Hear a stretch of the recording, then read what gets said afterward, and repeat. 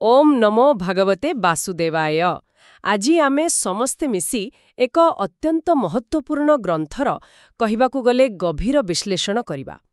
ଆମର ଆଲୋଚନାର ଆଧାର ହେଉଛି ଅତିବଡ଼ି ଜଗନ୍ନାଥ ଦାସଙ୍କ ଅମର କୃତି ଆମ ଓଡ଼ିଆ ଭାଗବତ।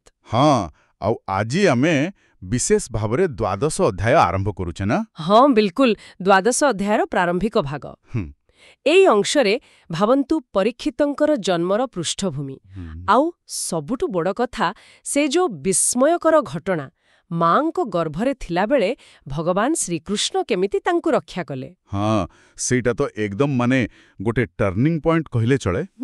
କୁରୁକ୍ଷେତ୍ର ମହାଯୁଦ୍ଧ ସରିଥାଏ, ପାଣ୍ଡବ ବଂଶର ଭବିଷ୍ୟତ ଏମିତି ଲାଗୁଥାଏ ଯେମିତି ଗୋଟେ ସରୁ ସୂତା କ୍ଷରେ ଝୁଲୁଛି। ଏକଦମ। ଆଉ ସେତେବେଳେ ଉତ୍ତରାଙ୍କ ଗର୍ଭରେ ଥିବା ଶିଶୁ ହିଁ ଏକମାତ୍ର ଆଶା। ତେଣୁ ପରୀକ୍ଷିତଙ୍କର ଜନ୍ମ ଏଇଟା ଖାଲି ଗୋଟେ ବଂଶରକ୍ଷା ବୁହେଁ ନା ନା, ଏଇଟା ଥିଲା ଧର୍ମର ଧାରାକୁ ଆଗକୁ ନେବାର ଗୋଟେ ପ୍ରୟାସ। ଆଉ ଦେଖନ୍ତୁ, ଜୀବନ ଆରମ୍ଭରୁ ହିଁ ଏମିତି ଦିବ୍ୟ ହସ୍ତକ୍ଷେପ, ଏଇଟା ହିଁ ତ ସୂଚେଇ ଦଉଛି ତାଙ୍କ ଭବିଷ୍ୟତ କେତେ ଅସାଧାରଣ ହବ। ଏହାର ପୁରା ମର୍ମ ବୁଝିବା ପାଇଁ ଶେଷ ପର୍ଯ୍ୟନ୍ତ ଆମ ସାଙ୍ଗରେ ରୁହନ୍ତୁ। ହଁ, ଆଉ ଯଦି ଏମିତି ଆଲୋଚନା ଭଲ ଲାଗୁଥାଏ, ହଁ, ଯଦି ଏମିତି ଜ୍ଞାନ ମିଳିଛି ବୋଲି ଲାଗୁଛି, ତେବେ ଆମ ଚ୍ୟାନେଲକୁ ସବସ୍କ୍ରାଇବ୍ କରିବାକୁ ଭୁଲିବେନି। ଆସନ୍ତୁ, ଏବେ ଆମେ ସିଧା ମୂଳ ଗ୍ରନ୍ଥ ଭିତରକୁ ଯିବା। ଦ୍ୱାଦଶ ଅଧ୍ୟାୟ ଆରମ୍ଭ ହେଉଛି ଶୌନକ ଆଦି ମୁନିଋଷିମାନଙ୍କ ପ୍ରଶ୍ନରୁ। ଦ୍ୱାଦଶ ଅଧ୍ୟାୟ। କୋପେ ଯେ ଦ୍ରୋଣଙ୍କ କୁମର, ମନ୍ତ୍ରୀ ପେଶିଲା ବ୍ରହ୍ମଶର, ତାର ପ୍ରଚଣ୍ଡ ତେଜଜାଳେ ଭୟେ କମ୍ପିଲେ ଦିଗୋପାଳ, ଉତ୍ତରା ଗର୍ଭେ ସେ ପଡ଼ିଲା, ତକ୍ଷଣେ ଗୋବିନ୍ଦ ରଖିଲା। ଦେଖିଲେ, ଶୌନକ ଋଷି ଏଠି ସିଧା ମୂଳ କଥାକୁ ଆସୁଛନ୍ତି। ସେମାନେ ମନେ ପକାଉଛନ୍ତି କେମିତି ଦ୍ରୋଣଙ୍କ ପୁଅ ଅଶ୍ୱତ୍ଥାମା ଭୀଷଣ ରାଗରେ ବ୍ରହ୍ମଶର, ଯାହାକୁ ଆମେ ବ୍ରହ୍ମାସ୍ତ୍ର କହୁଛେ, ତାକୁ ପ୍ରୟୋଗ କରିଥିଲେ। ଆଉ ସେ ଅସ୍ତ୍ରର ତେଜ ଏତେ ବେଶୀ ଥିଲା, ଏତେ ପ୍ରଚଣ୍ଡ, ଯେ ଦିଗପାଳମାନେ ବି ଦିଗର ରକ୍ଷକ ଦେବତାମାନେ ସେମାନେ ବି ଡରିକି ଥରି ଉଠିଲେ। ବାପରେ! ଏଥିରୁ ଜଣାପଡ଼ୁଛି ବ୍ରହ୍ମାସ୍ତ୍ରର ଶକ୍ତି କେତେ ଭୟଙ୍କର ଥିଲା। ଆଉ ସେ ଅସ୍ତ୍ର ଯାଇ ପଡ଼ିଲା କୋଉଠି ନା ଅଭିମନ୍ୟୁଙ୍କ ପତ୍ନୀ ଉତ୍ତରାଙ୍କ ଗର୍ଭ ଉପରେ। କିନ୍ତୁ ଠିକ୍ ସେତିକିବେଳେ ତକ୍ଷଣେ ଗୋବିନ୍ଦ ଆମ ଶ୍ରୀକୃଷ୍ଣ ସେ ଗର୍ଭ ଭିତରେ ଥିବା ପିଲାଟିକୁ ବଞ୍ଚେଇ ଦେଲେ। ବାଃ! ଏଇ ତିନି ପଦରେ ତ ପୁରା ଗୋଟେ ନାଟକୀୟ ଚିତ୍ର ଆସିଗଲା ଅଛି ଆଗକୁ। କ୍ରୋଧ, ଭୟଙ୍କର ଅସ୍ତ୍ର, ଗୋଟେ ନିରୀହା ଶିଶୁ ଉପରେ ଆକ୍ରମଣ, ଆଉ ତାପରେ ଭଗବାନଙ୍କ ଆବିର୍ଭାବ। କିନ୍ତୁ ଶୌନକ ଋଷିଙ୍କ ପ୍ରଶ୍ନ ଏତିକିରେ ସରୁନି ବୋଧେ। ନା ନା, ଆହୁରି ଅଛି। ସେମାନେ ଆହୁରି ଜାଣିବାକୁ ଚାହୁଁଛନ୍ତି। କେବଣ ହେତୁ ନୃପରାଣ, କାହିଁ ଛାଡ଼ିଲା ନିଜ ପ୍ରାଣ, ଅଳପ ବୟସେ ନୃପତି, ଅନ୍ତେ ଲଭିଲା କେଉଁ ଗତି, ତାର ସକଳ କର୍ମ ଦୀକ୍ଷା, ଶ୍ରବଣେ କଲୁ ଆମ୍ଭେ ଇଚ୍ଛା, ଆମ୍ଭଙ୍କୁ ଯେବେ ଦୟାବହ, ସଂଶୟ ଯାଉ ମୁନି କହ। ଏଇଟା ହେଲା ପ୍ରକୃତ ଜିଜ୍ଞାସା। ଦେଖନ୍ତୁ, ସେମାନେ ଖାଲି ଘଟଣାଟା ଜାଣିଦେଇ ଚୁପ୍ ହୋଇଯାଉନାହାନ୍ତି। ସେମାନେ ପରୀକ୍ଷିତଙ୍କ ପୁରା ଜୀବନ କଥା ଜାଣିବାକୁ ଚାହୁଁଛନ୍ତି। ତାଙ୍କ ମୃତ୍ୟୁ କେମିତି ହେଲା, କୋଉ କାରଣରୁ, କେବଣ ହେତୁ, କୋଉଠି ହେଲା, କାହିଁ ଛାଡ଼ିଲା ନିଜ ପ୍ରାଣ। ଆଉ ସବୁଠୁ ବଡ଼ ପ୍ରଶ୍ନ, ଏତେ କମ୍ ବୟସରେ କାହିଁକି, ଅଳପ ବୟସେ ନୃପତି? ହଁ, ସେଇଟା ବହୁତ ଗୁରୁତ୍ୱପୂର୍ଣ୍ଣ। ଯାହାଙ୍କୁ ନିଜେ ଭଗବାନ ଜନ୍ମରୁ ରକ୍ଷା କଲେ, ସେ ଏତେ କମ୍ ବୟସରେ ଚାଲିଗଲେ। କ'ଣ ହେଲା, କାହିଁକି, ଆଉ ମଲା ପରେ ତାଙ୍କୁ କୋଉ ଗତି ମିଳିଲା, ତାଙ୍କ ଆତ୍ମା କୁଆଡ଼େ ଗଲା? ଆଉ ଏଇ ପଦଟା ଦେଖନ୍ତୁ, ତାର ସକଳ କର୍ମ ଦୀକ୍ଷା, ଶ୍ରବଣେ କଲୁ ଆମ୍ଭେ ଇଚ୍ଛା। ଖାଲି ମୃତ୍ୟୁ କଥା ନୁହେଁ, ତାଙ୍କର ସବୁ କାମ, ତାଙ୍କ ଶାସନ, ଜୀବନର ନୀତି ନିୟମ ସବୁ ଶୁଣିବାକୁ ଇଚ୍ଛା। ବିଲକୁଲ। ଏଇଟା ଦେଖଉଛି କାହାଣୀ ଖାଲି ମନୋରଞ୍ଜନ ପାଇଁ ନୁହେଁ, ଶିକ୍ଷା ପାଇଁ ବି। ସେମାନେ ସୂତ ଗୋସ୍ୱାମୀଙ୍କୁ କେତେ ବିନୟରେ କହୁଛନ୍ତି, ଦୟାକରି ଆମର ଏସବୁ ସନ୍ଦେହ ଦୂର କରନ୍ତୁ। ଆଉ ଏଇ ପ୍ରଶ୍ନଗୁଡ଼ିକ ହିଁ କହିବାକୁ ଗଲେ ପୁରା ଭାଗବତର ଯୋଉ ଆଗକୁ ଆସିବାକୁ ଥିବା କାହାଣୀ, ତାର ମୂଳଦ୍ୱାର ପକାଉଛି। ବିଶେଷ କରି ପରୀକ୍ଷିତଙ୍କ ଜୀବନ, ତାଙ୍କୁ ସେ ଯୋଉ ତକ୍ଷକ ନାଗ ଦଂଶିବାର ଅଭିଶାପ ମିଳିଲା, ଆଉ ମୃତ୍ୟୁ ପୂର୍ବରୁ ସୁଖଦେବଙ୍କଠୁ ଭାଗବତ ଶୁଣିବା, ଏସବୁ କଥା ଏଇଠୁ ହିଁ ଆରମ୍ଭ। ବୁଝିଲି। କୌଣସି ମହାପୁରୁଷଙ୍କୁ ଜାଣିବାକୁ ହେଲେ ତାଙ୍କ ଜନ୍ମ, କର୍ମ, ମୃତ୍ୟୁ ସବୁ ଜାଣିବା ଦରକାର। ଏକଦମ। ତାହେଲେ ଏବେ ଦେଖିବା ସୂତ ଗୋସ୍ୱାମୀ ଏ ପ୍ରଶ୍ନର ଉତ୍ତର କେମିତି ଦେଉଛନ୍ତି। ସେ ପ୍ରଥମେ ସେତେବେଳକାର ପରିସ୍ଥିତି, ଯୁଧିଷ୍ଠିରଙ୍କର ଶାସନ କଥା କହୁଛନ୍ତି। ଦ୍ୱାଦଶ ଅଧ୍ୟାୟ। କୁରୁନଗରେ ଧର୍ମରାଜା, ପୁତ୍ରଙ୍କ ପ୍ରାୟ ପାଳେ ପ୍ରଜା, କୃଷ୍ଣହୁ ନ ଜାଣାଇ ଆନ୍ ବିଷୟା ରସେ ନାହିଁ ମନ। ହଁ, ସୂତ ଗୋସ୍ୱାମୀ ପ୍ରଥମେ ସେଟିଂ ଦି ସିନ୍ କରୁଛନ୍ତି। ଜାଗା ହେଲା କୁରୁନଗର ମାନେ ହସ୍ତିନାପୁର, ରାଜା ହେଲେ ଧର୍ମରାଜ ଯୁଧିଷ୍ଠିର, ଆଉ ତାଙ୍କ ଶାସନର ନୀତି। ନିଜ ପୁଅ ଭଳି ସେ ପ୍ରଜାଙ୍କୁ ପାଳୁଛନ୍ତି। ଏଟା ତ ଆଦର୍ଶ ରାଜଧର୍ମ। ନିଶ୍ଚୟ, କିନ୍ତୁ ତାଠୁ ବଡ଼ କଥା ହେଲା ତାଙ୍କର ନିଜର ମାନସିକ ସ୍ଥିତି। ସେଟା କ'ଣ? କୃଷ୍ଣହୁ ନ ଜାଣାଇ ଆନ୍, ବିଷୟା ରସେ ନାହିଁ ମନ। ଏହାର ମାନେ କ'ଣ? ସେ ରାଜକାମ କରୁନଥିଲେ କି? ନା ନା, ସେମିତି ନୁହେଁ। ରାଜଧର୍ମ ତ ପାଳୁଥିଲେ, କିନ୍ତୁ ତାଙ୍କ ମନ ସବୁବେଳେ କୃଷ୍ଣଙ୍କ ପାଖରେ ଲାଗି ରହିଥିଲା। କୃଷ୍ଣଙ୍କୁ ଛାଡ଼ା ଆଉ କିଛିକୁ ସେ ବଡ଼ ବୋଲି ଭାବୁନଥିଲେ। ତେଣୁ ଏଇ ଯୋଉ ସଂସାରର ଜିନିଷ, ଧନ, ସମ୍ପତ୍ତି, ପଦବୀ, ସୁଖ, ଏସବୁରେ ତାଙ୍କର ମନ ନଥିଲା, ମାନେ ଆସକ୍ତି ନଥିଲା। କର୍ତ୍ତବ୍ୟ କରୁଥିଲେ, କିନ୍ତୁ ଲିପ୍ତ ନଥିଲେ। ବିଲକୁଲ। ସେଇ ଭାବଟାକୁ ଆହୁରି ଭଲ ଭାବେ ବୁଝେଇବା ପାଇଁ ପରପଦରେ ଗୋଟେ ବଢ଼ିଆ ଉପମା ଦିଆଯାଇଛି। ଗୋବିନ୍ଦ ଯାର ହୃଦେ ବସେ, ସେ କି ବିଷୟର ସେ ରସେ। କ୍ଷୁଧିତ ଜନ ମନ ଯେହେ, ଅନ୍ନହୁ ନ ଲୋଢ଼ଇ ମନେ। କେତେ ସୁନ୍ଦର ଉପମା ନା! କୁହାଯାଉଛି, ଯାହା ହୃଦୟରେ ନିଜେ ଗୋବିନ୍ଦ ବସିଛନ୍ତି, ତା ମନ କ'ଣ ସଂସାରର ମୋହମାୟାରେ ଖୁସି ହେବନି? କେମିତି ହବନି? ଠିକ୍ ସେମିତି, ଯେମିତି ଜଣେ ଭୀଷଣ ଭୋକିଲା ଲୋକ, କ୍ଷୁଧିତ ଜନ, ତାର ସବୁ ଧ୍ୟାନ ଖାଲି ଖାଇବା ଉପରେ ଥାଏ। ସେ ଖାଦ୍ୟ ଛଡ଼ା ଆଉ କିଛି ଚାହେଁନା କି ଖୋଜେନା। ଅନ୍ନହୁ ନ ଲୋଢ଼ଇ ମାନେ। ସେମିତି ଯାହାର ମନ କୃଷ୍ଣ ପ୍ରେମରେ ବୁଡ଼ି ରହିଛି, ତା ପାଇଁ ଦୁନିଆର ସୁଖ ଫିକା ଲାଗେ। ବୁଝିଲି। ମାନେ ଯୁଧିଷ୍ଠିର ରାଜା ଥିଲେ, ପରିବାର ଥିଲା, ସବୁ ଥିଲା, କିନ୍ତୁ ସେ ଥିଲେ ନିର୍ଲିପ୍ତ, କାରଣ ତାଙ୍କର ଆନନ୍ଦର ପ୍ରକୃତ ଜାଗା ଥିଲା ଭଗବାନ କୃଷ୍ଣ। ଏମିତି ଜଣେ ଧାର୍ମିକ ରାଜାଙ୍କ ସମୟରେ ହିଁ ପରୀକ୍ଷିତଙ୍କ ପରି ମହାନ ଆତ୍ମା ଆସିବା ସମ୍ଭବ ହେଲା। ତ ଏହି ପୃଷ୍ଠଭୂମି କହିସାରି ସୁତ ଗୋସ୍ୱାମୀ ଏବେ ମୂଳ ଘଟଣାକୁ ଫେରୁଛନ୍ତି। ହଁ, ଏବେ ସେ ଶୌନକଙ୍କ ପ୍ରଥମ ପ୍ରଶ୍ନର ଉତ୍ତର ଦେବାକୁ ଯାଉଛନ୍ତି, ପରୀକ୍ଷିତଙ୍କ ଜନ୍ମ ଆଉ ତାଙ୍କ ରକ୍ଷା କେମିତି ହେଲା। ସେ କହୁଛନ୍ତି, ଏବେ ହୋ ଶୁଣ ବିପ୍ରଜନ, କହିବା ପରୀକ୍ଷିତ ଜନ୍ମ। 12 ଅଧ୍ୟାୟ। ମାତାର ଗର୍ଭେ ଯେବେ ଥିଲା, ନୟନେ କୃଷ୍ଣଙ୍କୁ ଦେଖିଲା। ତେଜେ ଯେସନେ ଦିବାକର, ଗର୍ଭେ ପଡ଼ିଲା ବ୍ରହ୍ମଶର। ଏଇଠୁ ଆରମ୍ଭ ହେଲା ସେ ଅଲୌକିକ କାହାଣୀ। ସୂତ କହୁଛନ୍ତି, ପରୀକ୍ଷିତ ଯେତେବେଳେ ମା ଉତ୍ତରାଙ୍କ ପେଟ ଭିତରେ ଥିଲେ, ସେଇ ଅବସ୍ଥାରେ ସେ ନିଜ ଆଖିରେ କୃଷ୍ଣଙ୍କୁ ଦେଖିଥିଲେ। ଗର୍ଭ ଭିତରେ? ହଁ। କେମିତି ସମ୍ଭବ ହେଲା? କାରଣ ଠିକ୍ ସେତିକିବେଳେ ସେ ଯୋଉ ଅଶ୍ୱତ୍ଥାମା ଛାଡ଼ିଥିବା ବ୍ରହ୍ମାସ୍ତ୍ର, ଯାହାର ତେଜ ସୂର୍ଯ୍ୟ ପରି, ତେଜେ ଯେସନେ ଦିବାକର, ସେଇଟା ସିଧା ଗର୍ଭ ଭିତରକୁ ପଶି ଆସିଲା ସେ ପିଲାଟିକୁ ମାରିଦେବା ପାଇଁ। ଓହୋ, ମାନେ ଗର୍ଭସ୍ଥ ଶିଶୁ କୃଷ୍ଣଙ୍କୁ ଦେଖିବ ଆଉ ବ୍ରହ୍ମାସ୍ତ୍ର ଆସିବା, ଏ ଦୁଇଟା ଏକା ସମୟରେ ହେଲା? ହଁ, ଠିକ୍ ସେଇ ସମୟର କଥା। କାରଣ ମା ଉତ୍ତରା ସେ ବିପଦକୁ ଅନୁଭବ କରିପାରୁଛନ୍ତି। ଉତ୍ତରା ଡାକେ ତ୍ରାହି ତ୍ରାହି, ତକ୍ଷଣେ ପ୍ରଭୁ ଭାବଗ୍ରାହୀ। ଭାବନ୍ତୁ ସେ ଦୃଶ୍ୟଟା।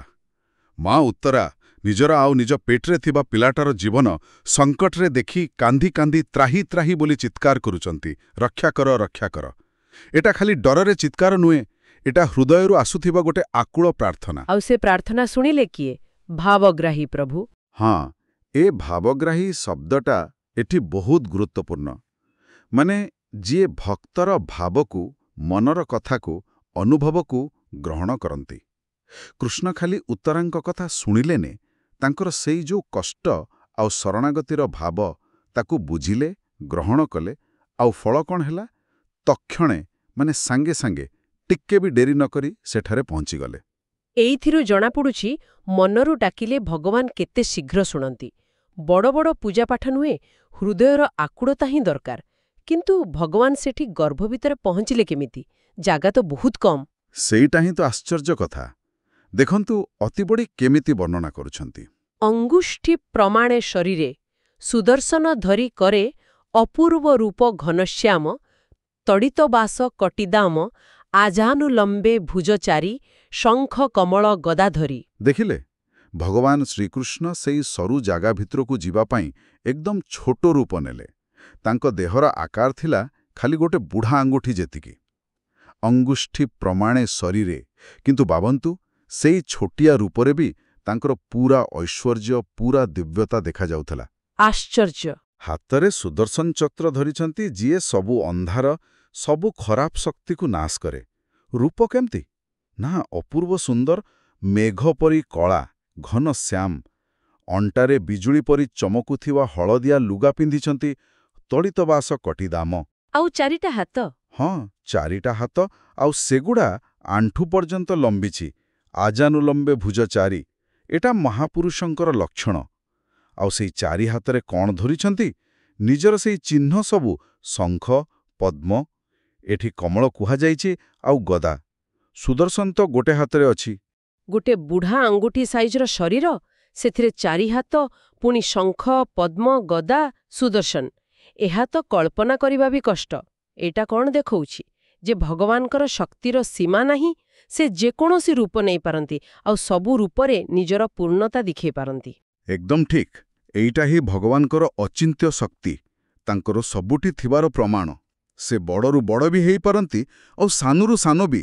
ଗର୍ଭର ସେଇ ଟିକି ଜାଗାରେ ପଶି ପିଲାକୁ ବଞ୍ଚେଇବା ପାଇଁ ଏଇ ଅଙ୍ଗୁଷ୍ଠି ପ୍ରମାଣ ରୂପ ହିଁ ଦରକାର ଥିଲା। ଆଉ ଗୋଟେ କଥା ଦେଖନ୍ତୁ, ସେ ରୂପରେ ଖାଲି ସୁନ୍ଦରତା କି କୋମଳତା ନଥିଲା। ସେ ବ୍ରହ୍ମାସ୍ତ୍ର ସହ ଲଢ଼ିବା ପାଇଁ ଯୋଉ ତେଜ ଦରକାର, ଯୋଉ କ୍ରୋଧ ଦରକାର, ସେଇଟା ବି ଥିଲା। ମୌଳି ମକର କୁଣ୍ଡଳ, ପ୍ରଭା ସବିତା ତେଜ ଗଞ୍ଜେ, କୋପେ ଲୋହିତ ବେନିଦୃଷ୍ଟି, ଭ୍ରମଇ ଗଦା ଦୃଢ଼ମୁଷ୍ଟି, ଗଦାର ତେଜ ରବିତ୍ରାସ, ପୁରିଲା ଦଶଦିଗ ପାଶ। ହଁ, ଏଠି ସେଇ ଦିବ୍ୟ ରୂପର ଆହୁରି ବିସ୍ତୃତ ବର୍ଣ୍ଣନା। ମୁଣ୍ଡରେ ମୁକୁଟ, ମୌଳି, କାନରେ ମାଛ ଆକାରର କୁଣ୍ଡଳ, ମକର କୁଣ୍ଡଳ ପିନ୍ଧିଛନ୍ତି। ଆଉ ସେ ମୁକୁଟ କୁଣ୍ଡଳରୁ ଏମିତି ଜ୍ୟୋତି ବାହାରୁଛି ଯେ ତାହା ସୂର୍ଯ୍ୟଙ୍କ ତେଜକୁ ବି ହରେଇଦେବ। ପ୍ରଭା ସବିତା ତେଜ ଗଞ୍ଜେ। ବାପ୍ରେ! ଆଉ ଦୁଇ ଆଖି ପୁରା ରାଗରେ ଲାଲ, କୋପେ ଲୋହିତ ବେନି ଦୃଷ୍ଟି। ଏଇଟା ଦେଖଉଛି ସେ ପିଲାଟିକୁ ବଞ୍ଚେଇବା ପାଇଁ କେତେ ଦୃଢ଼ ନିଶ୍ଚିତ ଥିଲେ, ଆଉ ବ୍ରହ୍ମାସ୍ତ୍ର ଉପରେ କେତେ ରାଗି ଥିଲେ। ଦୃଢ଼ ମୁଠାରେ ଗଦାକୁ ଧରି ବୁଲାଉଛନ୍ତି, ଭ୍ରମଇ ଗଦା ଦୃଢ଼ମୁଷ୍ଟି। ଆଉ ସେ ଗଦାର ତିଜ? ସେ ଗଦାର ତେଜ ଏତେ ବେଶୀ ଯେ 10 ଦିଗକୁ ପୁରା ଆଲୁଅ କରିଦେଉଛି, ପୁରିଲା 10 ଦିଗ ପାଶ। ଏମିତିକି ସୂର୍ଯ୍ୟ ବି ତାକୁ ଦେଖି ଡରିଯିବେ। ଗଦାର ତେଜ ରବିତ୍ରାସ। ଗୋଟେ ପଟେ ଆଙ୍ଗୁଠି ଭଳି ସାନ, ଆଉ ପଟେ ଅପୂର୍ବ ସୁନ୍ଦର, ପୁଣି ସୂର୍ଯ୍ୟକୁ ଡରେଇଲା ଭଳି ତେଜ ଆଉ ରାଗ। ଏ କି ଅଦ୍ଭୁତ ମିଶ୍ରଣ! ଏହି ରୂପରେ ଆସି ଭଗବାନ କ'ଣ କଲେ ତାପରେ? ଯେଉଁ କାମ ପାଇଁ ଆସିଥିଲେ ସେଟା କଲେ। ସେ ବ୍ରହ୍ମାସ୍ତ୍ରକୁ ଶାନ୍ତ କଲେ। ହରିଲେ ବ୍ରହ୍ମସର ତେଜ, ନିହାର ଯେହୁନେ ଗ୍ରହରାଜ। ବାସ୍, ଏଇ ଗୋଟିଏ ଧାଡ଼ିରେ ସବୁ କଥା ସରିଗଲା। ଶ୍ରୀକୃଷ୍ଣ ନିଜର ସେଇ ଅଲୌକିକ ରୂପ ଆଉ ଶକ୍ତି ବଳରେ ବ୍ରହ୍ମାସ୍ତ୍ରର ସବୁ ତେଜକୁ ନଷ୍ଟ କରିଦେଲେ, ମାନେ ତାକୁ ଶାନ୍ତ କରିଦେଲେ। କେମିତି? ପୁଣି ଗୋଟେ ସୁନ୍ଦର ଉପମା, ନିହାର ଯେହୁନେ ଗ୍ରହରାଜ। ଗ୍ରହରାଜ ମାନେ? ଏଠି ଗ୍ରହରାଜ ମାନେ ଚନ୍ଦ୍ର। ଯେମିତି ଚନ୍ଦ୍ର ଉଇଁଲେ ତାଙ୍କ ଶୀତଳ କିରଣରେ ନିହାର ମାନେ କାକର କି କୁହୁଡ଼ି ମିଳେଇଯାଏ, ଠିକ୍ ସେମିତି ଶ୍ରୀକୃଷ୍ଣ ନିଜ ଦିବ୍ୟ ଶକ୍ତିରେ ବ୍ରହ୍ମାସ୍ତ୍ରର ସେ ଭୟଙ୍କର ତେଜକୁ ନିଷ୍ପ୍ରଭ କରିଦେଲେ। କି ଅଦ୍ଭୁତ ଦୃଶ୍ୟ! ଗର୍ଭ ଭିତରେ ଏତେ ବଡ଼ ଗୋଟେ ଦିବ୍ୟ ଘଟଣା ଘଟିଗଲା। ଗୋଟେ ପଟେ ସବୁଠୁ ଭୟଙ୍କର ଅସ୍ତ୍ର, ଆଉ ପଟେ ନିଜେ ଭଗବାନ ଗୋଟେ ଛୋଟ ରୂପରେ ତାକୁ ଅଟକଉଛନ୍ତି। ଆଉ ପେଟ ଭିତରେ ଥିବା ପିଲା ପରୀକ୍ଷିତ, ସେ ତ ଏସବୁ ଦେଖୁଥିଲେ। ତାଙ୍କ ମନରେ କ'ଣ ହେଉଥିବା? ତାଙ୍କ ମନରେ ଆଶ୍ଚର୍ଯ୍ୟ ଆଉ କୌତୂହଳ ଆସୁଥିବ ନିଶ୍ଚୟ। ନିକଟେ ଦେଖି ବିତର୍କିତ ଏକେ ମୋ ପାର୍ଶ୍ୱେ ଉପଗତ। ହଁ, ଗର୍ଭ ଭିତରେ ନିଜ ପାଖରେ ଏମିତି ଗୋଟେ ଅପୂର୍ବ ଆଲୋକିତ ମୂର୍ତ୍ତିକୁ ଦେଖି ପିଲାଟି ପରୀକ୍ଷିତ ସେ ବିତର୍କ କଲେ, ମାନେ ମନେ ମନେ ଭାବିଲେ, ଆଶ୍ଚର୍ଯ୍ୟ ହେଲେ, ଏ କିଏ ମୋ ପାଖକୁ ଆସିଛନ୍ତି? ଏ କିଏ ମୋ ପାର୍ଶ୍ୱେ ଉପଗତ? ଏଇଟା ତାଙ୍କର ପ୍ରଥମ ସଚେତନ ଅନୁଭୂତି ବୋଧେ। କହିପାରନ୍ତି, ଯୋଉଠି ସେ ନିଜ ବିଷୟରେ ଆଉ ନିଜ ପାଖରେ ଥିବା ଏଇ ଦିବ୍ୟ ସତ୍ତା ବିଷୟରେ ସଚେତନ ହେଉଛନ୍ତି। ଏଇ ଯୋଉ ପ୍ରଶ୍ନ, ଏ କିଏ, ଏଇଟା ହୁଏତ ତାଙ୍କର ଯୋଉ ଭବିଷ୍ୟତର ଆଧ୍ୟାତ୍ମିକ ଯାତ୍ରା ହେବ ତାର ମୂଳଦୁଆ ପକାଇଥିଲା। ଜନ୍ମ ହେବା ଆଗରୁ ପେଟ ଭିତରେ ହିଁ ଏମିତି ଦିବ୍ୟ ଦର୍ଶନ ଆଉ ରକ୍ଷା, ଏଇଟା ପରୀକ୍ଷିତଙ୍କ ଜୀବନକୁ କେମିତି ପ୍ରଭାବ ପକେଇଥିବ? ଏଇଟା ତ ତାଙ୍କ ଜୀବନର ମୂଳ ଦୁଆ ହେଇଗଲା। ଏପରିକି ତାଙ୍କ ନାଁ ପରୀକ୍ଷିତ ପଛରେ ବି ଏଇ ଘଟଣାର କଥା କୁହାଯାଏ। କୁହନ୍ତି, ଜନ୍ମ ହେଲା ପରେ ସେ ସମସ୍ତଙ୍କୁ ଭଲ କରି ପରଖି ଦେଖୁଥିଲେ। ସେଇ ଲୋକଟିକୁ ଖୋଜୁଥିଲେ ଯାହାକୁ ସେ ଗର୍ଭରେ ଦେଖିଥିଲେ।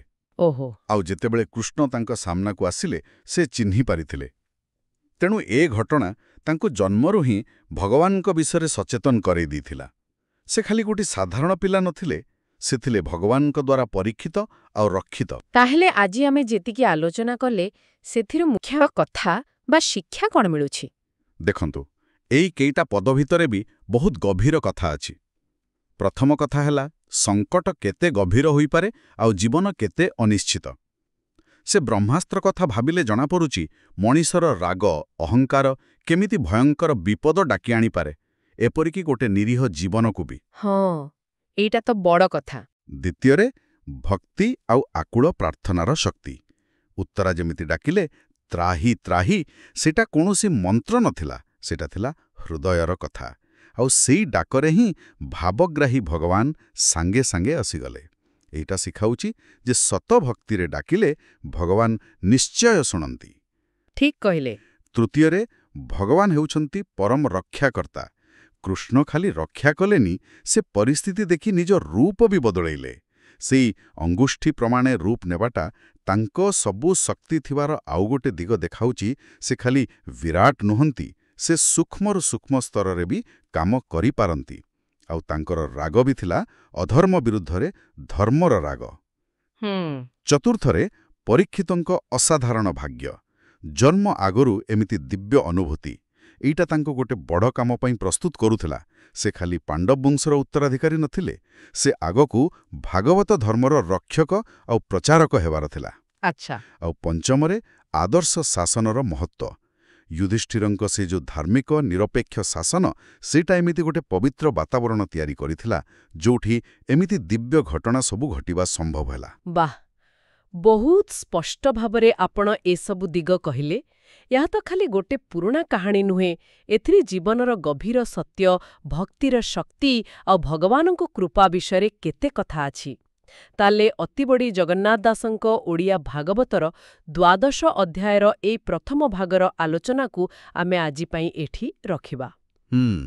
କିନ୍ତୁ ଏଠି ଆଉ ଗୋଟେ କଥା ଭାବିବାର ଅଛି। ଏହି ଘଟଣାଟା ଖାଲି ପରୀକ୍ଷିତଙ୍କ ଜୀବନ ବଞ୍ଚିବା ପାଇଁ ନଥିଲା। ଏଇଟା ଥିଲା ଧର୍ମର ଗୋଟେ ମୁଖ୍ୟ ବଂଶକୁ ରକ୍ଷା କରିବା, ଯାହାଦ୍ୱାରା ଭାଗବତର ଜ୍ଞାନ ଆଗ ପିଢ଼ି ପାଖକୁ ଯାଇପାରିବ।